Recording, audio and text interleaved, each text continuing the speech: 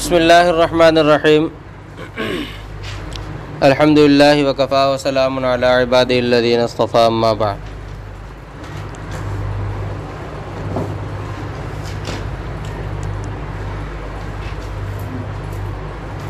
وَلِكُلٍّ اور ہر ایک کے لیے من الرجال والنساء یہ نکال کر متعلق کو بیان فرمایا کلن کے کہ مرد ہو یا عورتیں، جعلنا موالیہ ہم نے ان کے وارث بنائے ہیں، موالی وارث بنائے ہیں، عصبتاً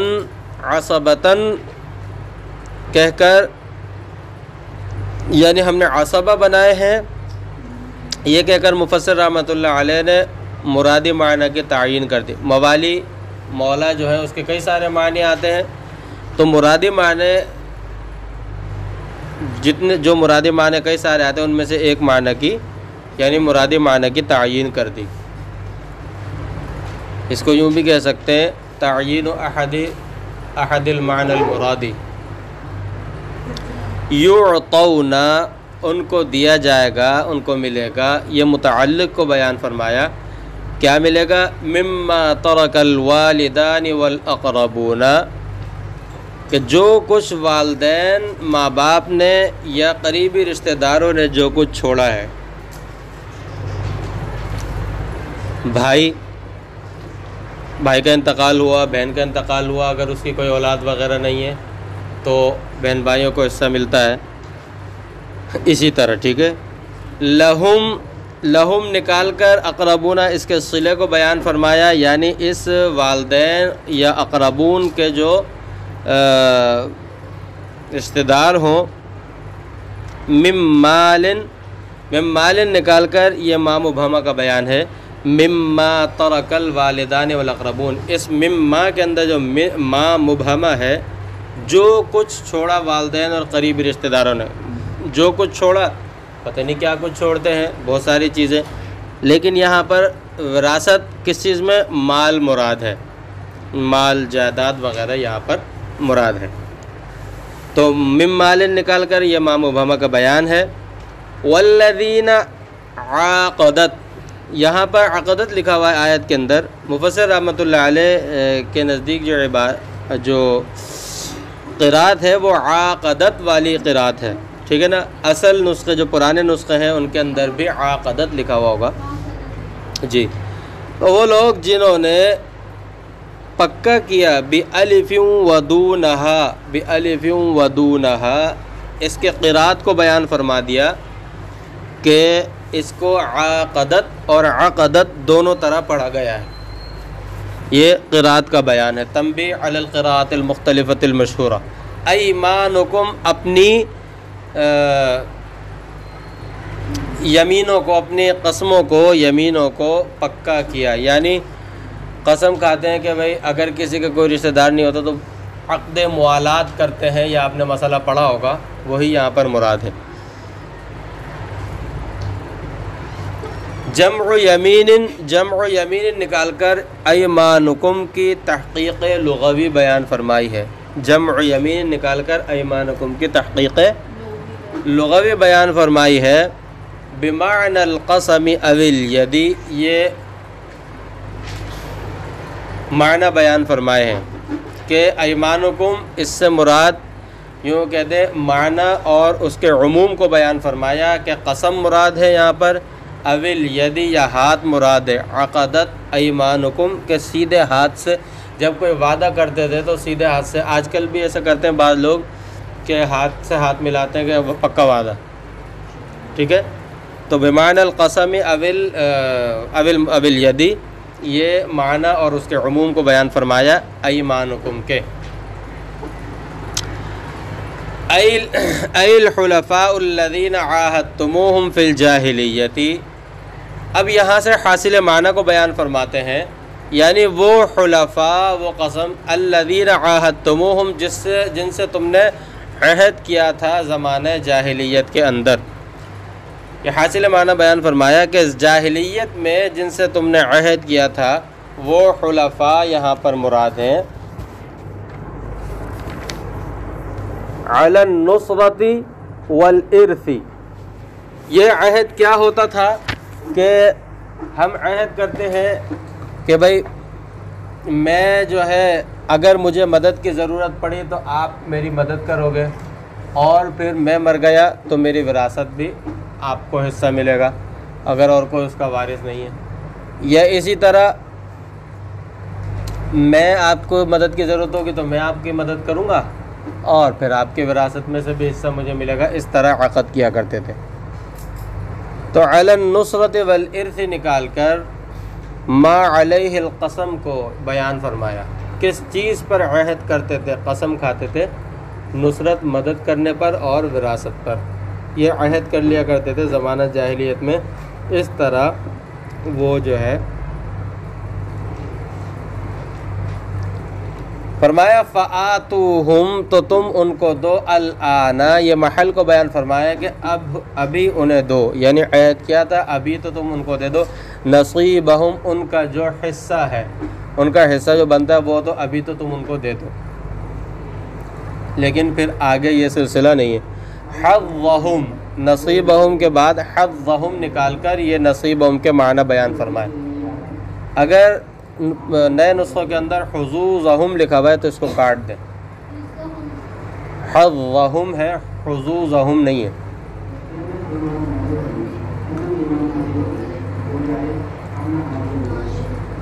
ٹھیک ہے، یہ معنی کو بیان فرمایا. من المیراث، یہ متعلق کو بیان فرمایا. فآتوہم نصیبہم کے متعلق کو بیان فرمایا، یعنی میراث میں سے جو ان کا حصہ بنتا ہے وہ ابھی دے دو، لیکن آگے نہیں. وَهُوَ السُّدُسُ، اور یہ حظ کی تعیین کر دی، یہ حظ کی تعیین کر دی کہ سدس یعنی چھٹا حصہ ان لوگوں کو ملے گا، وہ تم ان کو ابھی دے دو، اور یعنی جو زمانہ جاہلیت میں تم نے کیا ہوا تھا اس کو ابھی دے کر فارغ کر دو. تو یہ تعیین حظ کی ہے. وَهُوَ السُّدُسُ کہہ کر حظ کی تعیین کر دی، نصیب کی تعیین کر دی. ان اللہ کان علی کل شیء شہیدا، بے شک اللہ تبارک و تعالی ہر چیز پر گواہ ہے. مطلعاً، مطلعاً یہاں پر شہیدن کے معنی گواہ اور حاضر ہونے کے ہیں. تو یہ مفسر رحمۃ اللہ علیہ نے تاویل کا راستہ اختیار کیا ہے. مطلعاً کہہ کر تاویل کی ہے. مطلعاً کہہ کر کیا کی ہے بھئی؟ شہیدن مانے حاضر ہے، شہیدن مانے. اب یہ حاضر ہونا، حاضر ہونے کا مطلب تو یہ ہے کہ کسی ایک جگہ میں. حاضر ہونے کا کیا مطلب ہے؟ کسی ایک جگہ میں ہونا، جبکہ اللہ تعالیٰ جہت سے پاک ہے، جبکہ اللہ تعالیٰ جہت سے کیا ہے؟ پاک ہے. تو اب اس کے اندر آپ کو پتہ ہے علماء کرام کے دو مسلک ہیں. یعنی ایسی چیز جو، ایسی صفات جو اللہ تعالیٰ کے لیے ثابت ہو، یعنی اللہ تعالیٰ کے لیے جو بیان کی گئی ہوں، جو مشابہت رکھتی ہوں انسانی صفات سے. تو اس میں علماء کرام کا ایک گروہ یہ کہتا ہے کہ اس سے مراد ہم کوئی نہ کوئی چیز لیں گے. مثال کے طور پہ اللہ تعالیٰ کے ہاتھ کا ذکر ہے، اللہ تعالیٰ کی ہاتھ کا ذکر آتا ہے، انگلیوں کا ذکر آتا ہے. اس سے اللہ تعالیٰ کی وہ تعویل کرتے ہیں کہ اس سے اللہ تعالیٰ کی قدرت مراد ہے. یہ ہوتے ہیں مؤولین. یہ کیا ہوتے ہیں؟ مؤولین. تعویل کرتے ہیں کہ اس سے اللہ تعالیٰ کی قدرت مراد ہے. اسی طرح اللہ تعالیٰ ہر جگہ موجود ہے، مطلب یہ ہے کہ اللہ تعالیٰ بطور علم کے ہر جگہ موجود ہے. اللہ تعالیٰ کے لیے نزول کا لفظ استعمال ہوتا ہے کہ اللہ تبارک و تعالیٰ آسمان دنیا پر نزول فرماتے ہیں وغیرہ وغیرہ. اس سے مراد اللہ تعالیٰ کی خصوصی توجہ ہوتی ہے، اس سے مراد اللہ تعالیٰ کی خصوصی توجہ ہوتی ہے. اسی طرح الرحمن علی العرش استوى، بہت اس کے اوپر بحث و مباحثے ہوتے ہیں، ابھی بھی ہوتے ہیں. اور ہمارے زمانے کے بعض فرق باطلہ وہ ہیں ایسے کہ جو اللہ تعالیٰ کو کہتے ہیں کہ اللہ تعالیٰ عرش پر تشریف فرما ہے وہ نعوذ باللہ یہ کہتے ہیں، جبکہ اللہ تعالیٰ جہت سے پاک ہیں۔ سیدھی سیدھی بات ہے، اللہ تعالیٰ کس سے پاک ہیں؟ تو جو مؤولین ہیں، جو تعویل جو کا راستہ اختیار کرتے ہیں، جو علماء کرام، جو علماء اہل سنت والجماعت، وہ کہتے ہیں کہ اللہ تعالیٰ عرش پر اللہ تبارک و تعالیٰ کے بارے میں جو فرمایا، مطلب یہ ہے کہ اللہ تعالیٰ کے سارے احکام عرش سے جاری ہوتے ہیں۔ الرحمن علی العرش استویٰ کا مطلب یہ ہے کہ اللہ تعالیٰ کے سارے احکام کہاں سے جاری ہوتے ہیں؟ عرش سے۔ تو یہ ایک ہوتا ہے تعویل کا راستہ، ایک ہوتا ہے تفویض کا راستہ۔ ایک ہوتا ہے کس کا راستہ؟ تفویض، غاد کے ساتھ، تا فا واو یا غاد، تفویض، تا فا واو یا غاد، تفویض، فاز یفوز سے۔ تفویض کا راستہ یہ ہے کہ اللہ تعالیٰ اس کی مراد جانتے ہیں، اس کی مراد صرف اللہ تعالیٰ جانتے ہیں، جو کہہ دیا ہم بس اتنی ہی بات مانتے ہیں۔ آگے بات سمجھ میں؟ تفویض کا کیا مطلب؟ اللہ تعالیٰ اس کی مراد جانتے ہیں، جتنا کہہ دیا ہم اس کو مانتے ہیں، یہ تفویض کا راستہ ہوتا ہے۔ تو مطلعاً کہہ کر اس کی غرض ہے تعویل، یعنی مفسر رحمۃ اللہ علیہ نے شہیداً اللہ تعالیٰ حاضر ہے، اس کی تعویل کی ہے کہ اللہ تعالیٰ مطلع ہے، ہر چیز پر اللہ تعالیٰ کیا ہے؟ مطلع ہے۔ یہاں مفسر رحمۃ اللہ تعویل کا راستہ اختیار کیا ہے، اس لیے اس کی غرض ہے تعویل، بیان تعویل۔ وَمِنْهُ حَالُكُمْ، اور ہر چیز، کل شیء میں سے تمہاری حالت بھی ہے، یہ رب کو بیان فرمایا، اس میں سے کیا ہے؟ تمہاری حالت بھی ہے۔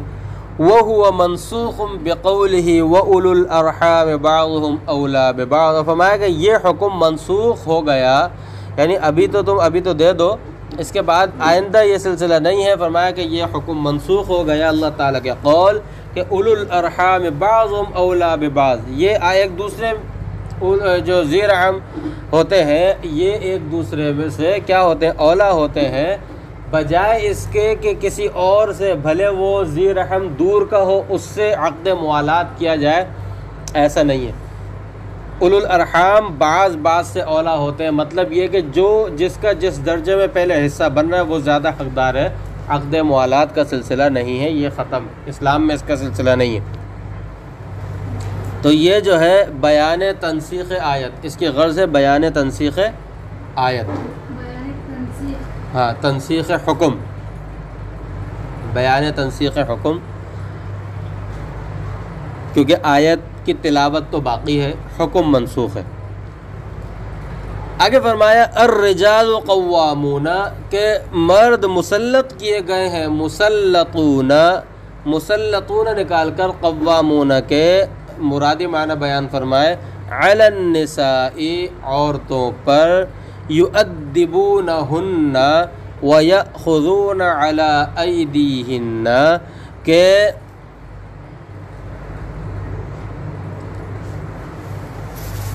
وہ لوگ جو ہے، یعنی مرد جو ہے، یہ عورتوں کو ادب اور آداب سکھلائیں، ادب اور آداب سکھلائیں، ان کی تادیب کریں، وَيَأْخُذُونَ عَلَىٰ أَيْدِيهِنَّ، اور ان کو ناپسندیدہ باتوں سے روکیں، وَيَأْخُذُونَ عَلَىٰ أَيْدِيهِنَّ، ان کو ناپسندیدہ باتوں سے روکیں، نامناسب باتوں سے روکیں ان کو۔ یہ حاصل معنی کو بیان فرمائے، یؤدبونہن ویأخذون علی ایدیہن بما فضل اللہ بعضهم علی بعض، اللہ تعالیٰ نے مسلط کیوں کیا عورتوں پر؟ وجہ اس کی کہ اللہ تعالیٰ نے بعض کو بعض پر جو فضیلت دی ہے، بعض کو بعض پر جو فضیلت دی ہے، اس وجہ سے مردوں کو مسلط کیا ہے عورتوں پر، ای بتفضیلہ، بتفضیلہ نکال کر بتایا کہ ما فضل کے اندر جو ما ہے، یہ ما مصدریہ ہے، ما فضلہ کے اندر جو ما ہے، یہ ما مصدریہ ہے۔ آ رہی ہے تمام طالبات کو سمجھ میں؟ آ رہی آواز آ رہی ہے میری سب کو؟ لہم کہہ کر یہ تعیین کر دی، یعنی اللہ تعالیٰ نے مردوں کو جو فضیلت عطا فرمائی ہے، تو اس کی یعنی کس کو فضیلت دی؟ بعض جو فرمایا تھا نا، تو یہ لہم ان لوگوں کو فضیلت دی، اور علی بعض تو علیہن کہہ کر تعیین بعض کر دی، علی بعض کہہ کر علیہن کہہ کر جو علی بعض ہے اس کی تعیین کر دی، دوسرے بعض کی تعیین کر دی، لہم کہہ کر پہلے بعض کی تعیین کر دی جن کو فضیلت دی، اور جن پر فضیلت دی اس بعض کی تعیین علیہن کہہ کر کر دی، دونوں میں تعیین۔ بالعلم والعقل والولایتی، یعنی یوں سمجھ لیں لہم، یا یوں بھی آپ آسانی کے لیے لکھ لیں، لہم میں مفضل کی تعیین کر دی اور علیہن میں مفضل علیہ کی تعیین کر دی، مفضل اور مفضل علیہ۔ اللہ تعالیٰ نے فضیلت دی کس چیز کے ذریعے سے؟ اس کی صورت، یعنی اس فضیلت کی صورت کیا ہے، تصویر کیا ہے؟ بالعلم والعقل والولایتی، کہ اللہ تعالیٰ نے مرد کو عورت سے زیادہ علم عطا فرمایا ہے، مرد کو عورت سے زیادہ عقل عطا فرمائی ہے، اور بہت سارے ولایات اور اختیار مرد کو عطا فرمائے ہیں، عورت کو نہیں، جیسا کہ حکومت، جیسا کہ کفالت کرنا، گھر والوں کی کفالت یہ عورت کے ذمہ نہیں ہے بلکہ کس کے ذمہ ہے؟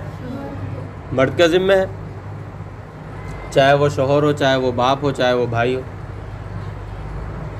اور اسی طرح حکومت جو ہے، حکومت بھی اللہ تعالیٰ نے مرد کو عطا فرمائی ہے، حکومت مرد کر سکتا ہے، عورت نہیں کر سکتی، عورت حکومت نہیں کر سکتی، اور نہ عورت کا حکومت کرنا درست ہے۔ اور یہاں تو ہمارے یہاں تو عورت حکومت نہیں کرتی، ہاں جو حکومت بنگلہ دیش میں ہو رہی ہے یہ بالکل غلط ہے، ہمارے یہاں تو کوئی عورت حکومت نہیں کرتی نا، ہے؟ کس نے کی ہے؟ ہاں سوال کریں، جو بھی آپ کے ذہن میں سوال، ہاں تو میں اسی لیے تو میں نے یہ مسئلہ تھوڑا سا آگے بتایا کہ تاکہ آپ لوگ سوال کریں، کیونکہ مجھے بھی تو پتہ ہے کہ کس نے حکومت کی ہے۔ ہاں اب یہاں پر یہ ہوتا ہے کہ بے نظیر، ہمارے یہاں پر بے نظیر نے حکومت کی ہے، بے نظیر نے کیا کی ہے؟ حکومت کی ہے۔ اس کے بارے میں پھر کیا کہا جائے گا؟ تو اصل میں اس کے بارے میں علماء کرام کی رائے یہ ہے کہ یعنی عورت کو ایسی حکومت منع ہے کہ جو حکومت کا سب سے اوپر کا درجہ، مثال کے طور پہ صدر ہے نا سب سے اوپر، اس کے بعد وزیر اعظم، پھر وزیر اعلیٰ، اور پھر دوسرے وزراء۔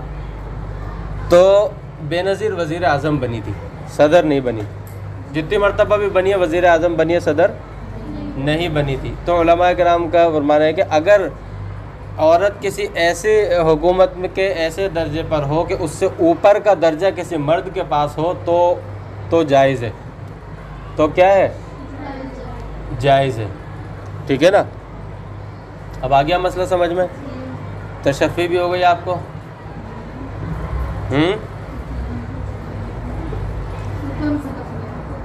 جی وغیر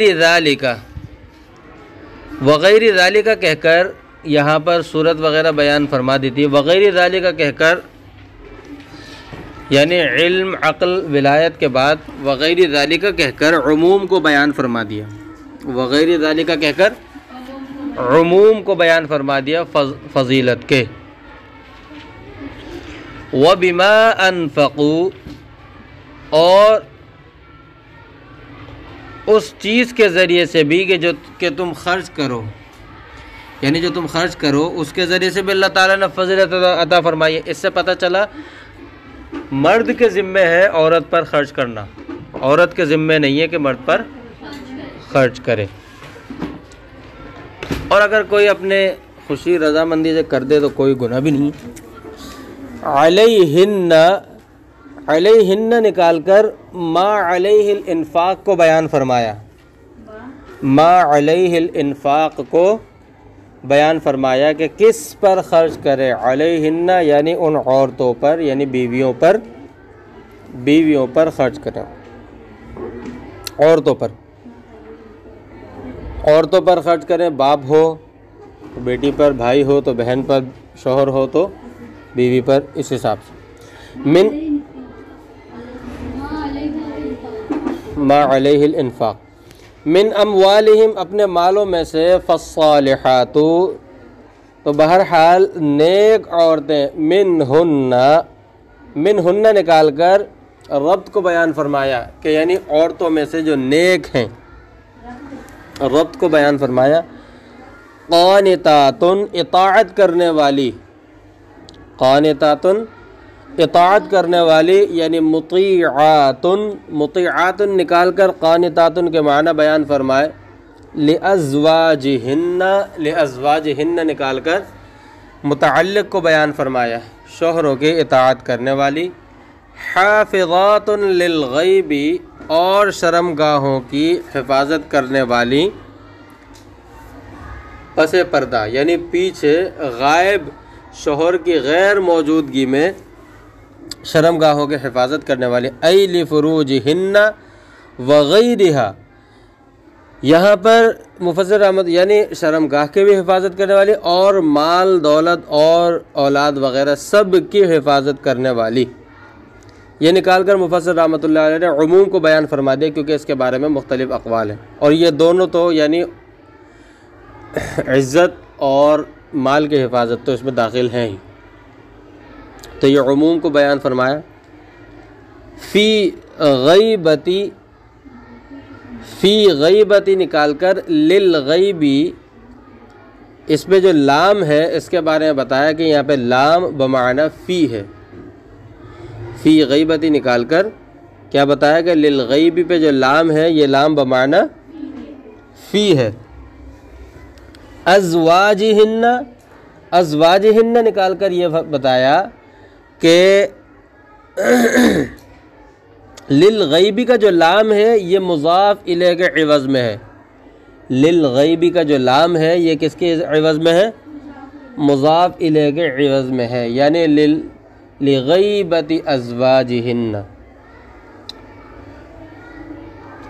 بما حفظ اس کے ذریعے سے کہ جو اللہ تعالی حفاظت کی ہے، ہن ان لوگوں کی، یہ مفعول بھی کو بیان فرمایا، اللہ یعنی اللہ تعالیٰ نے جو ان لوگوں کی، ان عورتوں کے حفاظت کی ہے اس کے ذریعے سے، یعنی جو اللہ تعالیٰ نے حکم دیا ہے، وصیت کی ہے، تو یہ ہن نکال کر مفعول بھی کو بیان فرمایا، حیث اوصى علیہن الازواج کہ اللہ تبارک و تعالی نے ان عورتوں کے متعلق شوہروں کو وصیت کی ہے، حفاظت کی وصیت شوہروں کو ان عورتوں کے متعلق اللہ تعالی نے کی ہے، تو یہ نکال کر دلیل کو بیان فرمایا، بما حفظ اللہ کی دلیل کو بیان فرمایا۔ واللاتی تخافون نشوزہن اور جو عورتیں کہ جن کے تم نافرمانی کا تمہیں خوف ہو، عصیانہن نکال کر نشوزہن کے معنی بیان فرمائے، نشوزہن کے معنی بیان فرمائے، لکم نکال کر اس کے متعلق کو بیان فرمایا، تخافون نشوزہن کے متعلق کو بیان فرمایا، آگے اس کی صورت بیان فرماتے ہیں، بِأَنْ ظَهَرَتْ أَمَارَتَهُ کہ کس طرح خوف ہو تمہیں۔ بھائی یہاں پر یہ سوال ہو سکتا ہے نا، اس کو آپ صورت کے ساتھ ساتھ سوال کا جواب بھی کہہ سکتی ہیں کہ سوال ہو سکتا ہے کہ پہلے سے کس کو خوف ہوگا، اگر بلا وجہ پہلے سے کوئی کسی کو خوف ہو، یعنی کوئی کہے کہ مجھے اس سے خوف ہے نافرمانی کا، تو یہ تو بدگمانی ہو جائے گی، تو فرمایا اس کا جواب دیا مفسر رحمۃ اللہ علیہ، اس کی صورت بھی بیان فرما دی تخافون نشوزہن کی کہ بِأَنْ ظَهَرَتْ أَمَارَتَهُ کہ اس کی علامات ظاہر ہوں، اس کی صورت کیا ہے اور اس سوال کا جواب کیا ہے کہ اس کی علامات ظاہر ہوں۔ مثال کے طور پہ شوہر آیا، اس کے لیے کھانا وغیرہ تیار نہیں،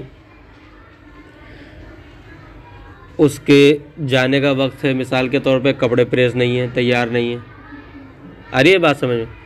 کچھ ایسی چیزیں شوہر نے سوال کیا تو 2-3 مرتبہ کے بعد جواب دیا، مختصر سے جواب دیا، غیر مفہم جواب دیا، آ رہی ہے بات سمجھ میں؟ تو یہ ایسے علامات ہوتی ہیں کہ اور مرد کو اگر اس کی نافرمانی کا خوف ہو تو اللہ تعالیٰ فرماتے ہیں فَعِظُوهُنَّ، تو تم ان کو واعظ و نصیحت کرو، فَخَوِّفُوهُنَّ مِنَ اللَّهِ، کہ انہیں اللہ سے ڈراؤ۔ یہ حاصل معنی کو بیان فرمایا کہ انہیں اللہ تبارک و تعالیٰ سے ڈراؤ، کہ اللہ کا خوف کرو بلا وجہ، یعنی واعظ و نصیحت کرنا، اللہ کا خوف ان کے دل میں ڈالو، اللہ کا خوف ان کے دل میں ڈالو کہ اگر کوئی بلا وجہ غیر شرعی امور کی وجہ سے اگر نافرمانی کا اندیشہ ہے، ظاہر سی بات ہے، تو اللہ کا خوف اس کے دل میں آئے گا تو پھر وہ غیر شرعی امور اور بلا وجہ کی تنگ نہیں کرے گی اور بلا وجہ کی جو ہے پریشان نہیں کرے گی۔ تو فرمایا فَعِظُوهُنَّ، یہ ترتیب ہے، وَاهْجُرُوهُنَّ فِي الْمَضَاجِعِ، اور اگر پھر بھی نہ مانے، یعنی پھر بھی باز نہ آئیں، تو ان کو بستر الگ کر دو، بستر سے الگ کر دو، یعنی اعتزلوا، یہ وَاهْجُرُوا کے مراد معنی بیان فرمائے، إِلَى فِرَاشٍ آخر، یہ متعلق کو بیان فرما دیا، ان اظہرن النشوز، یہ شرط کو بیان فرمایا کہ اگر نافرمانی ظاہر ہو جائے، اگر تمہیں خوف ہو تو اس کو ظاہر نہ کرو، لیکن اللہ کا خوف اس کے دل میں، یعنی اس نافرمانی کا خوف ہو تو واعظ و نصیحت کرنا، یعنی اللہ کا خوف دل میں آنے والی باتیں اس سے کرنا، ٹھیک ہے، آ رہی ہے سمجھ میں؟ اور اگر نشوز ظاہر ہو جائے، نافرمانی ظاہر ہو جائے، تو پھر بستر الگ کر دو۔ جی، فَخَوِّفُوهُنَّ مِنَ اللَّهِ، حاصل معنی کا بیان۔ باقی آگے والے کی سمجھ میں آ گئی؟ وَاضْرِبُوهُنَّ، پھر تیسرے درجے میں فرماتے ہیں کہ فرمایا اللہ تعالیٰ نے، اللہ تبارک و تعالیٰ، اور ان کو تم مارو ضرباً غیر مبرح، یعنی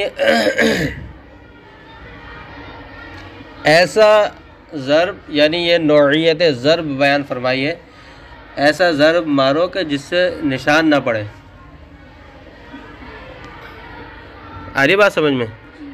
ضرب کی مارنے کی اجازت دی ہے، لیکن کیسا مارنا کہ جس سے نشان نہ پڑے۔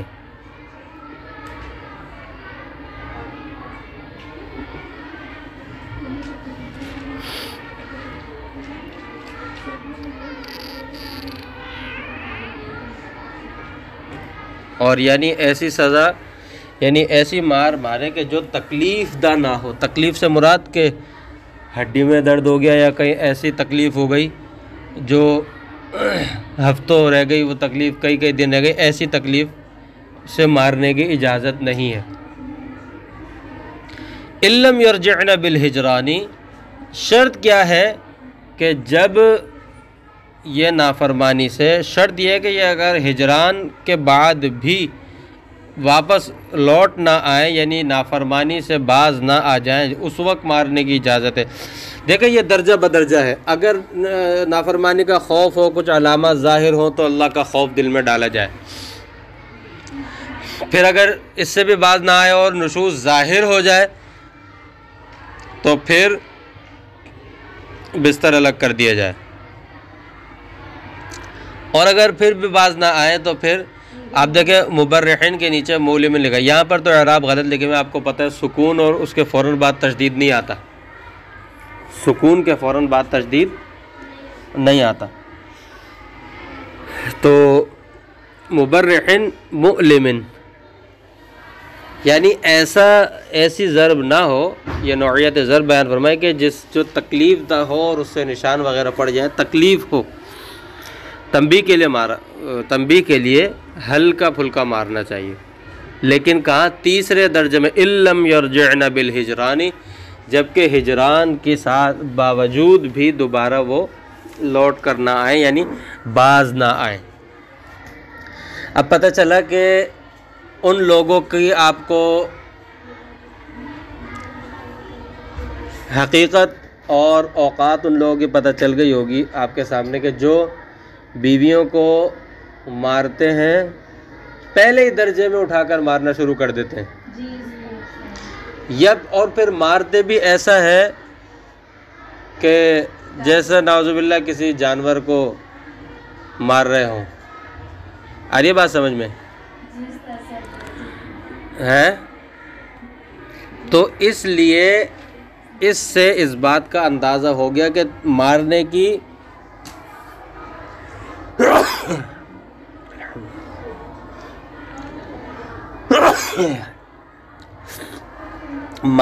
اجازت تھی. فَإِنْ أَطَعْنَكُمْ، اور اگر یہ تمہاری اطاعت کر لیں، فِيمَا يُرَادُ مِنْهُنَّ، کہ جن چیزوں میں اطاعت مراد ہے وہ اوپر بیان ہو گئی ہے.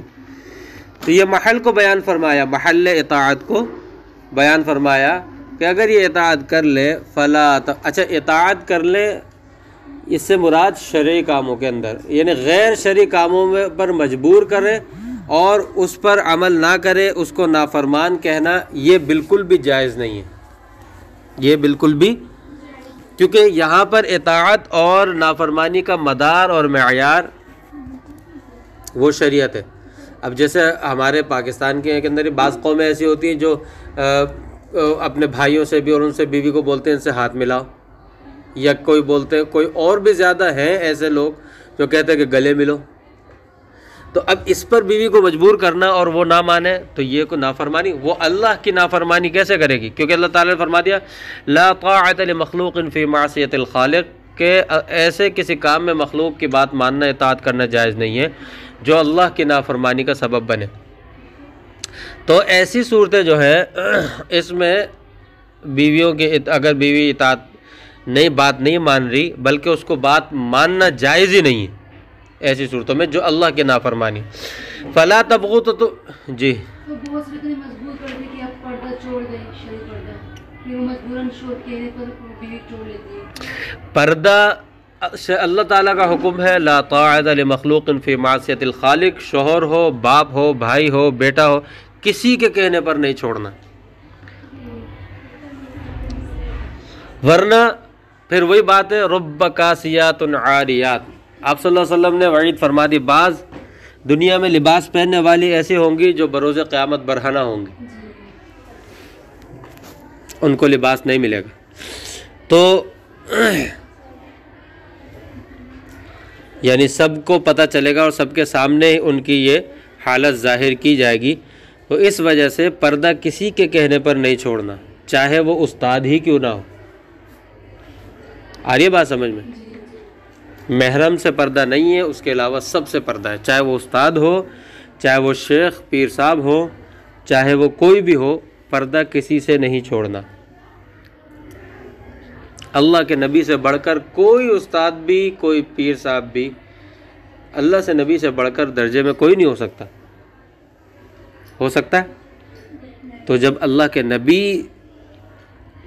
نے پردے کا حکم جب نازل ہوا تو تمام عورتوں کو پردے کا حکم دیا اور بغیر پردے کے کسی سے بات نہیں کی، تو اور کون اتنا بڑا ولی ہو سکتا ہے کہ جو، یا بزرگ ہو سکتا ہے کہ جو شیطان اس کو بہکائے گا نہیں، وہ بغیر پردے کے بات کرے.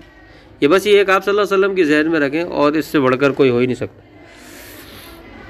فلا تبغوا، تو تم تلاش نہ کرو، تطلبوا نکال کر مراد معنی بیان فرما دیا تبغوا کے، علیہن سبیلا، ان کے خلاف کوئی راستہ، یعنی مارنے پیٹنے کا، ان کو پریشان کرنے کا، زور و زبر کرنے کا کوئی راستہ تلاش نہ کرو. طریقاً نکال کر سبیلا کے مراد معنی بیان فرما دیے الی ضربہن ظلما، ظلم کے طور پر، یعنی بطور ظلم کے ان کو مارنے کا کوئی راستہ تلاش نہ کرو. یہ ما الیہ السبیل کو بیان فرمایا، ما الیہ سبیل کو بیان فرمایا. کس چیز کا راستہ؟ یعنی انہیں بلا وجہ بطور ظلم کے مارنے کا راستہ تلاش مت کرو. ان اللہ کان علی کبیرہ، اللہ تبارک و تعالی بلند اور بالا اور سب سے بڑے ہیں. فاحذروہ، یعنی شوہر، یہ بڑے مزے سے بڑے پیارے انداز میں شوہر کہہ دیتے کہ بھائی شوہر مجازی خدا ہے. آری بات سمجھ میں؟ بڑے بڑے جو ہے نا اتراتے ہوئے لوگ بول دیتے ہیں کہ بھائی شوہر کی بات ماننی چاہیے، شوہر مجازی خدا ہے. پتہ نہیں کہاں سے آ گیا یہ مجازی خدا کا لفظ، نعوذ باللہ. بالکل نہیں بولنا چاہیے، بہت غلط بات ہے یہ. آ رہی ہے بات سمجھ میں؟ کیوں؟ ان اللہ کان علیا کبیرا فاحذروہ، تو یہ حاصل معنی بیان فرمایا کہ تو تم اللہ سے ڈرو، اللہ سب سے بلند اور سب سے بڑے ہیں، اللہ سے ڈرو تم۔ یہ شوہروں کو، آپ صیغے کو دیکھ کر اندازہ لگا لیجئے کہ یہ مردوں کو خطاب ہے۔ ان یعاقبکم، کہ اس بات سے ڈرو، یہ متعلق کو بیان فرمایا کہ اللہ تعالیٰ تمہیں سزا دے گا، بلا وجہ تم بطور ظلم کے مارو گے، اللہ تعالیٰ تمہیں سزا دے گا۔ ان ظلمتموہم ہن، اگر تم ان پر ظلم کرو گے، اگر تم ان پر ظلم کرو گے۔ وآخر دعوانا الحمدللہ رب العالمین۔ پردہ کرا۔